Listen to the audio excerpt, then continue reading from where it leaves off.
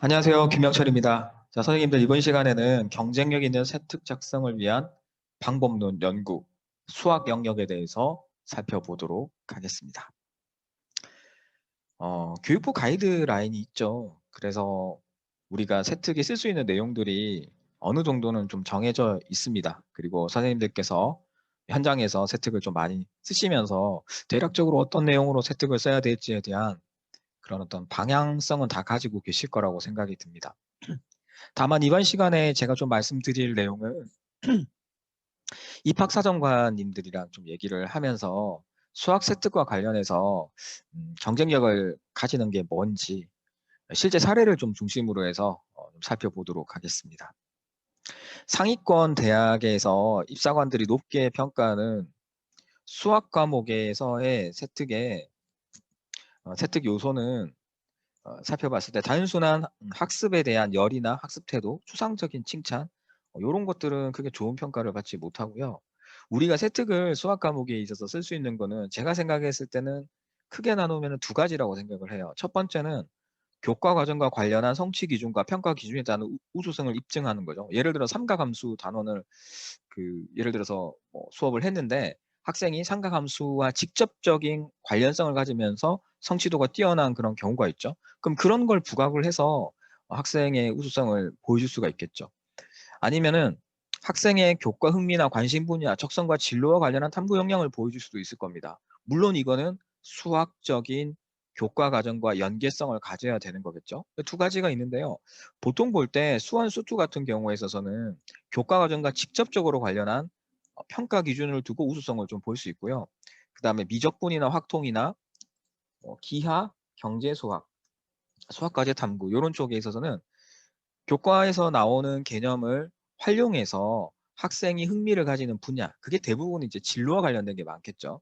진로와 관련한 그런 어떤 탐구 역량을 보여주는 게 어떻게 보게 되면은 좀 우수성을 입증할 수 있는 그런 좋은 방법이지 않을까 그런 생각이 듭니다. 그래서 특히 이제 뭐 특목 자사고에 있어서는 이런 쪽을 좀 특화해서 수학 세트를 만들고 있기 때문에 이런 부분들 중심으로 선생님들과 한번 살펴보도록 하겠습니다. 자, 첫 번째 걸 한번 보도록 할게요. 수완 수투와 관련한 사례 첫 번째 내용입니다. 자, 이 내용을 보시게 되면 한번 읽어볼까요? 디딤 영상을 보고 기초 지식을 쌓은 뒤 고민 상담소에서 참여하여 반복 학습을 통해 개념을 탄탄히 하는 학습 태도를 가지고 있습니다. 그러니까 뭐에 대한 지적인가요? 학습 태도에 대한 거죠. 그래서 반복 학습을 통해서 그 개념을 탄탄히 하는 역량을 가지고 있다라고 하는 거고, 그 다음에 토론 활동을 통해서 자신이 아는 것을 직접 설명하는 과정에서 보완해야 될 부분을 잘 갖췄다. 이를 통해 교사와의 문답식 토의를 통해 잘 해결을 했다. 이런 게 굉장히 많죠. 특히 수학과 관련해서는 개념을 파악하기 위해서 노력을 했음.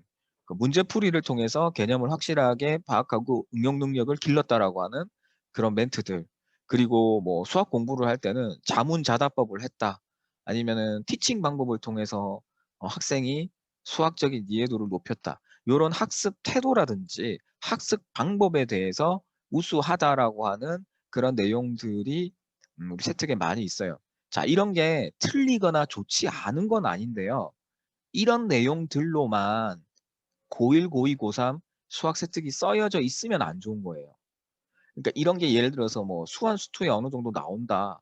그리고 이게 어느 일부분을 차지한다라고 하는 건 괜찮지만 이 내용으로만 채워져 있으면은 구체적인 학생의 수학적인 탐구 역량이 잘 발휘되기 어려운 그런 측면들이 있거든요. 계속해서 좀 볼까요? 주어진 차시의 과제를 모두 해결한 후 친구의 학습을 도와주는 맞는 거래 활동을 하면서 본인이 알고 있던 지식이 좀 더 명확하게 이해가 됐다. 그러니까 친구와의 그 학습적인 교류를 통해서 자신의 이해도를 높였다라고 하는 거잖아요. 그러니까 다양한 풀이 방식을 배울 수 있었다. 친구들과 지속적으로 토론 활동을 하면서 문제 해력을 이전에 비해서 월등히 상승했다. 이후 수학 과목에 관심이 생겨서 뭐뭐 주제로 탐구 활동을 했다라고 되어 있는데 이게 이렇게 보게 되면 이 학생의 개별적인 탐구 역량, 수학적 탐구 역량이 조금 잘 안 드러나는 좀 그런 세특이라고 좀 볼 수가 있습니다. 그럼 좀 더 구체성을 가진다라고 하는 게 뭐냐면 같은 수한 수투를 한번 비교를 한번 해볼게요. 우리 지수로그와 관련해서 수업 시간에 상용 로그를 배웠어요. 그걸 이용해서 벤포드 법칙에 대해서 배운 후 피보나치 수요를 활용하여 벤포드 법칙에 대한 확률 부풀을 구하여 그래프를 만드는 방법을 다각도로 제시했다. 그리고 이와 함께 벤포드 법칙이 기업의 부정이나 담합과 같은 회계 및 금융 분야에 어떻게 적용되는지 탐구하는 적극성을 보였다. 그래서 그 법칙이나 원칙이 구체적인 실제적인 사례에 어떻게 적용되는 것까지 얘기를 했죠. 물론 여기서 이제 이게 어떻게 적용되는지에 대해서 조금 더 보여주면 좋겠지만은 세특이라는 게 항상 이제 그 분량 기재가 제한적이잖아요. 그런 것들을 좀 고려한다라고 한다면 그 교과 과정에서 상용 로그가 피보나치 수열과 벤포드 법칙과 연관되면서 그게 이제 실제적으로 사회적인 영역과 연관되는 측면에서는 굉장히 좋은 평가를 받을 수 있을 것 같아요. 상가함수 배우고 이것도 많이 애들이 하는 거죠. 바이오리듬 속에 발견된 상가함수 주제를 탐구를 했다라고 하면서 리듬이 가진 주기성에 따라 언제 좋은 리듬을 가진지 파악을 했다. 좀 아쉬운 거는 이게 상가함수가 각각의 그 사인, 코사인, 탄젠트 곡선을 이루면서 흘러가잖아요. 그래서 구체적으로 이게 지성 리듬, 감성 리듬이 있다라고 하면 그게 어떻게 교차하는지 그리고 며칠마다 그게 구체적으로 교차를 해서 그 영역이 변환하는지 구체적인 상황을 설정하고 탐구하는 게 훨씬 더 좋거든요. 제가 그걸 조금 이따가 한번 보여드리도록 하겠습니다. 예를 들어서 이런 거예요. 확통 세특을 한번 보도록 하겠습니다. 확률 개념을 학습한 후 한 공간에 사람이 모여 있을 때 생일이 같은 사람이 있을 확률이 얼마인가라고 하는 의문을 탐구해서 발표를 했대요. 그 구체성이 훨씬 더 있는 거죠. 탐구 결과 확률상 23명만 모여도 생일이 같은 사람일 확률이 50%를 넘고 50명이 넘으면 97%라는 사실을 발견했다. 그래서 이걸 어떻게 발견했는지를 세특에 다 기재는 못하지만은 당연히 이제 요 내용이 들어 있으면은 면접에서 입사관들이 확인을 하겠죠. 어떻게 이걸 탐구를 했고 그 어떤 과정을 통해서 이런 결과에 도출하게 됐는지에 대해서 파악을 할 수가 있을 겁니다. 그래서 사실을 발견하고 나서 실제로 성립하는지 궁금하여 자신의 학급 및 몇 개의 반 학생들의 생년월일을 직접 조사하여 수학적 계산상의 확률과 실제 생일이 같은 사람이 존재하는지 여부를 확인하고 표로 정리해서 공유했다. 그러니까 실제 자신의 궁금증을 수학적인 개념을 활용해서 판단하는 거. 이런 게 앞에서 나와 있는 것보다 훨씬 더 좋은 평가를 받을 수 있는 그런 구체적이고 수학적 탐구 영향이 있는 그런 세특이라고 좀 볼 수 있을 것 같아요. 자, 그 다음 하나 한번 볼까요? 여기서는 착시 현상, 통계적 착시 현상에 대해서 얘기를 하고 있어요. 그래서 경제 현상에 적용하여 경제 통계와 실생활의 괴리를 상황을 정리해줬다.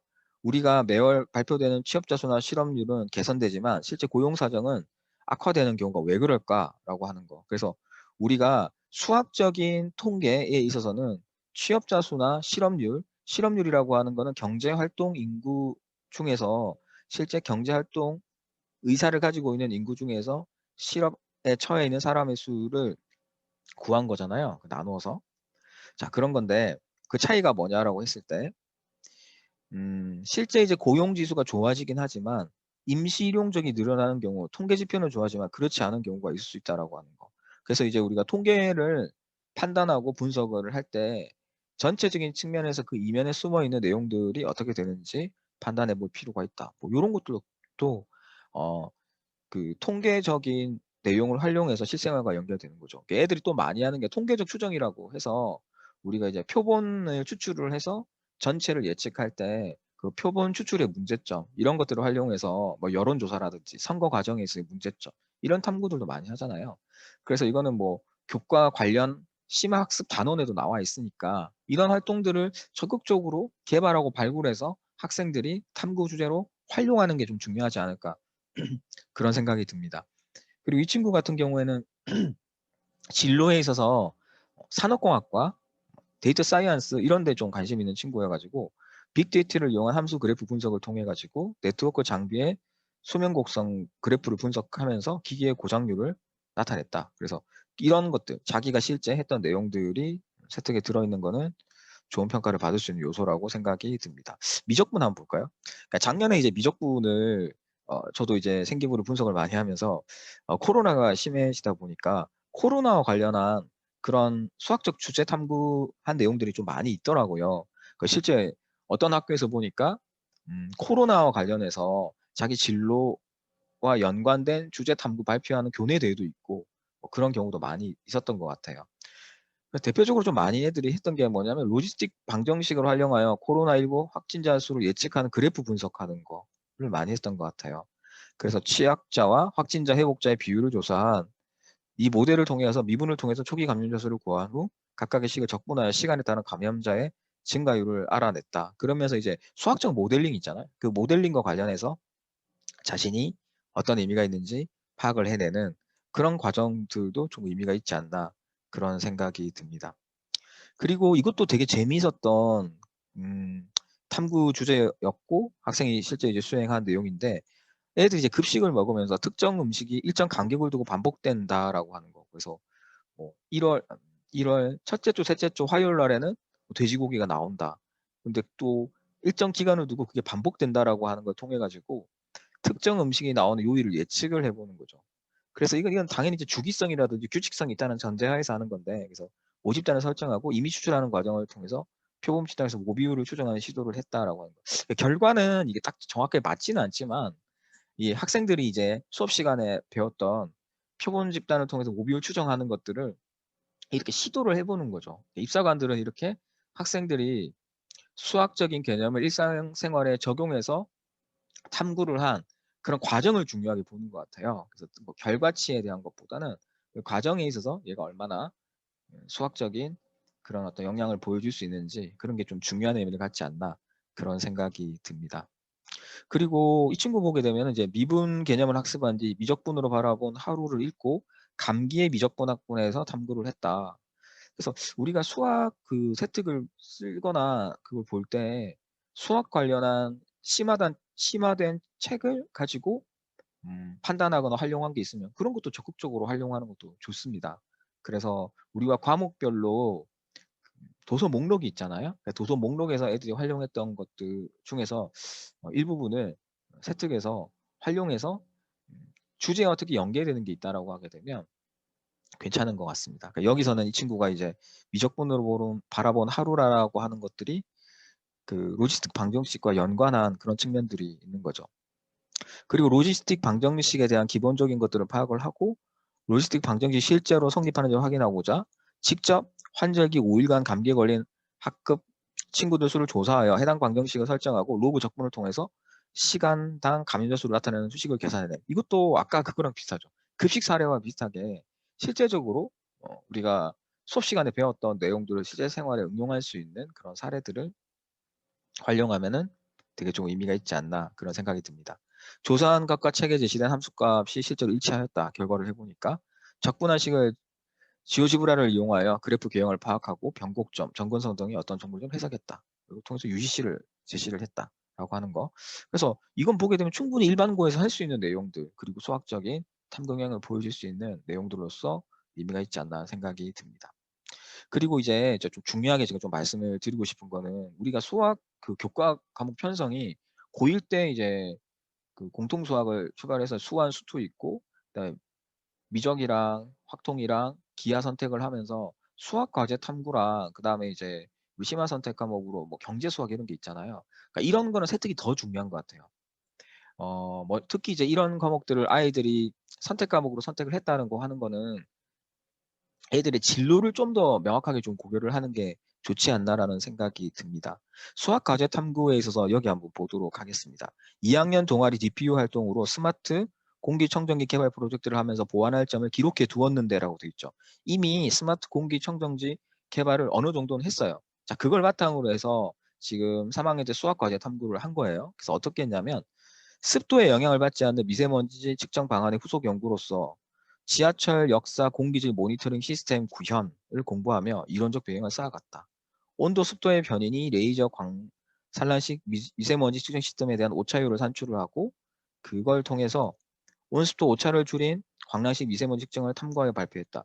그러니까 최근에 트렌드가 뭐냐면 수학이랑 과학이랑 통섭적인 거, 통합적인 탐구 이런 어떤 탐구 주제가 되게 중요하다 이런 걸 알 수가 있습니다. 그래서 이제 이 친구 같은 경우에 있어서는 뭐 기계공학이라든지 아니면 뭐 전자라든지 이런 쪽으로 공과대학에 좀 관심 있는 친구들 같은 경우에 있어서는 공학과 수학이 연계되는 측면들을 주제를 바탕으로 해서 수학 세특에서 활용하는 것도 괜찮을 것 같아요. 그래서 얘들이 해보니까 별도의 하드웨어적인 수정이 없어도 미세먼지 측정에 있어서 온습도에 미치는 오차를 줄일 수 있는 함수 알고리즘을 얻어낸 시사점을 알아냈다라고 하는 거. 그래서 이런 것들 연결하는 건 되게 괜찮죠. 이렇게 좀 볼 수 있고요. 경제 수학도 볼게요. 경제 수학을 우리가 활용하는 친구들은 인문계에서 이제 경영 경제를 희망하는 친구들이 좀 많이 이 과목을 선택을 하잖아요. 그래서 여기 보게 되면 최근 3년간 국내 스타벅스 음료 가격과 시장 환율을 이용하여 스타벅스 지수를 정확히 계산을 해냈대요. 그래가지고 이를 스타벅스 음료 가격과 비교하여 퍼센트 및 퍼센트 포인트를 활용한 문장을 완성하고 나서 경영 전략이 탄력성과 연관됨을 알고 심화 탐구를 했다. 그래서 경영 전략과 탄력성에 관한 국가별 스타벅스 지수가 다르게 나타남을 깨닫고 탄력성과 스타벅스 지수라는 주제를 발표를 했다.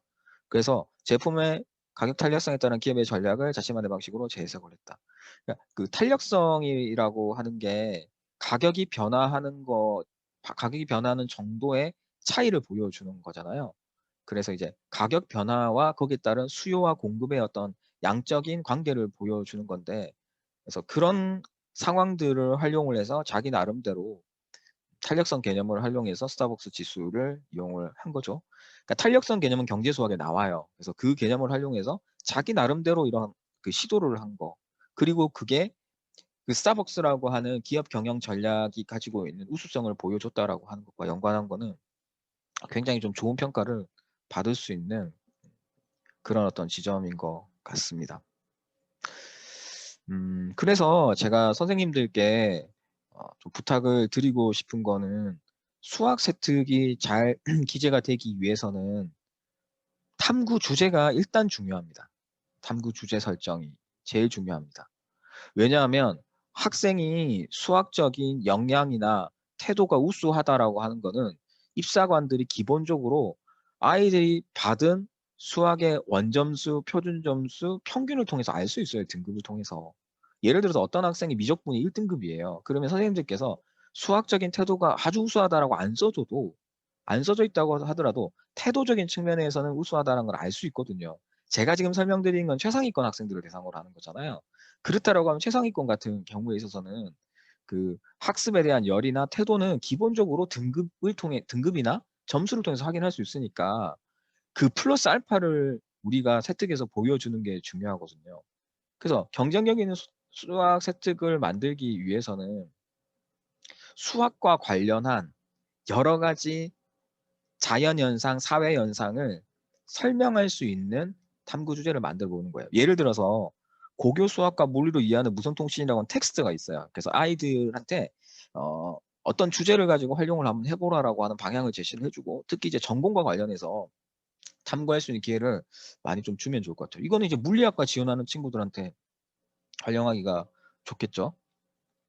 그래서 그 예를 들어서 우리가 여기서 나오는 진폭 변주로 사용하는 이 주파수에 대한 그 공식이 있는데 그 공식이 고교 시간에 배운 항등식 중 하나로 항등식 성립하는 그런 게 있습니다. 그래서 그 성립식이 어떻게 되는지를 우리가 탐구를 해보는 거죠. 그러니까 이런 식으로 한번 해볼 수 있는 거예요. 그리고 뭐 최근에 보니까 뭐 의대나 생명과학 지원하는 친구들 같은 경우에 있어서 뭐 윈드캐슬 효과과 같이 우리가 혈류 속도 있잖아요. 혈류 속도와 혈류의 저항 이런 걸 수학적으로 규명을 해보는다든지 그 공식을 증명한다든지 이런 식으로 고교 수학 교과 과정 범위 내에서 그러니까 아이들이 수업 시간에 배운 뭐 미적분이라든지 확률과 통계 이런 걸 도구적인 걸로 활용해서 자기 전공에서 수학적인 것들을 어느 정도 보여줄 수 있는지 이런 것들을 선생님들께서 많이 좀 지원을 해주시는 게 아이들이 전반적으로 수학의 세특의 퀄리티가 높게 나올 수 있는 준비 단계가 되지 않나라는 생각이 듭니다. 그리고 이런 것들도 저는 이제 강조를 하는 게 특히 이제 공과대학을 지원한 친구들한테 저는 이걸 꼭 한번 탐구를 해보라고 해요.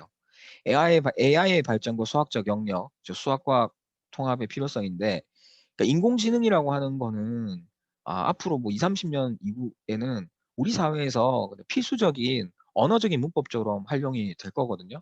근데 인공지능 기능에 있어서 데이터 표현이나 데이터 분석이라든지 뭐 최적화, 예측 이런 것들이 이제 수학적인 연관성을 가지는 거잖아요. 그래서 우리가 데이터 분석을 할 때 조건방위나 베이지 법칙이라든지 상관관계, 인과관계의 개념을 활용한다든지 그래서 구체적으로 인공지능에서 활용되고 있는 이런 것들이 관련 수학 내용과 어떻게 관련되고 이걸 구체적인 예 같은 것들을 탐구해 보는 것도 괜찮겠죠.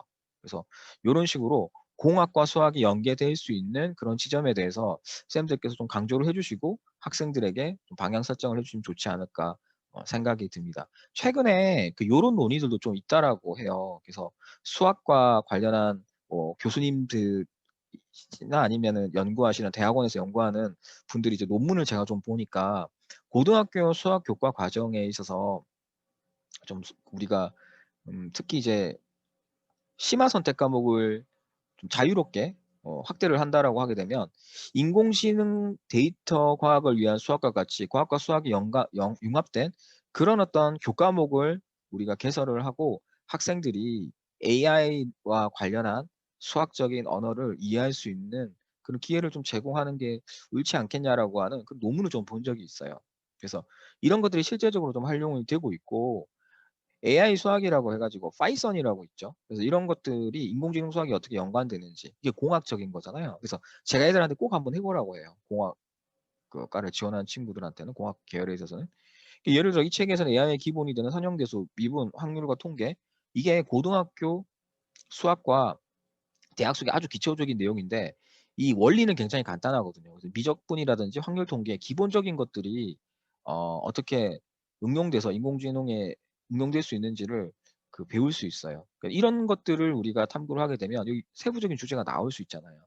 그래서 이제 인공지능과 수학과의 상관성을 연관성을 분석할 수 있는 그런 맥락의 준비가 되는 거고 그런 어떤 내용들이 잘 갖춰지게 된다라고 하면 경쟁력 있는 세특이 될 수 있지 않을까 그런 생각이 듭니다. 그래서 정리해서 좀 말씀을 드리자면은 수학이라고 하는 거는 아이들이 수학적인 역량이 교과 과정과 관련해서 직접적으로 뛰어나다라고 하는 게 기본이죠. 그게 기본이지만은 플러스 알파에서 수학적인 자기 탐구 역량을 극대화할 수 있는 탐구 주제를 잘 개발을 해서 그게 세특에 나오게 된다라고 하면 전체적으로 플러스가 될 수 있다. 이런 점을 좀 강조를 해주시면 좋지 않을까 그런 생각이 듭니다. 자, 수학과 관련해서 오늘 말씀은 여기까지 하도록 할게요. 감사합니다.